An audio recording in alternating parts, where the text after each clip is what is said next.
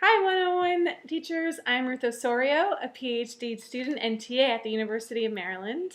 I wanted to be there in person today to discuss one of my favorite topics, universal design, but my hands are a little full these days.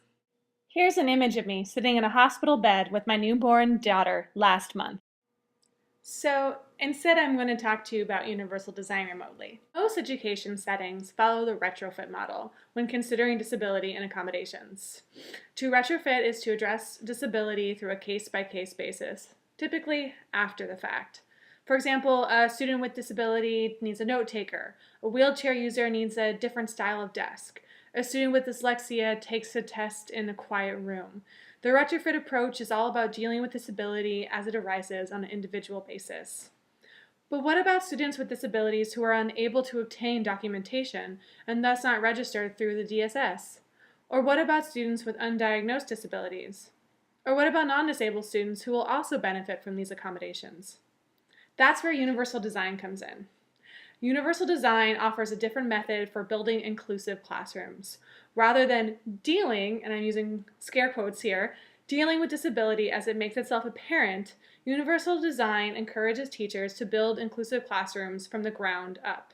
We can build accessibility into the very fabric of our daily practice and our environment, and furthermore, we can help all of our students learn, not just our students with registered disabilities, through universal design. Here's a real-life example that exemplifies universal design. This is an image of a street corner that leads into a crosswalk. There is a curbed ramp with bumpy texture that gradually lowers to the ground level.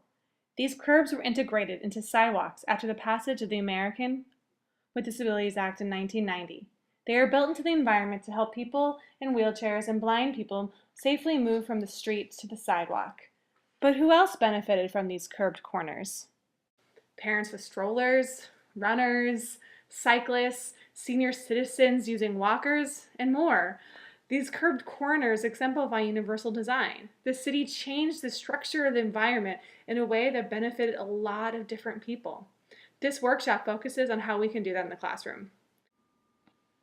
As Jay Dolmage writes, universal design, quote, offers composition a way to locate itself, not in response to hostile geographies, but as a proactive architect of future possibilities, end quote.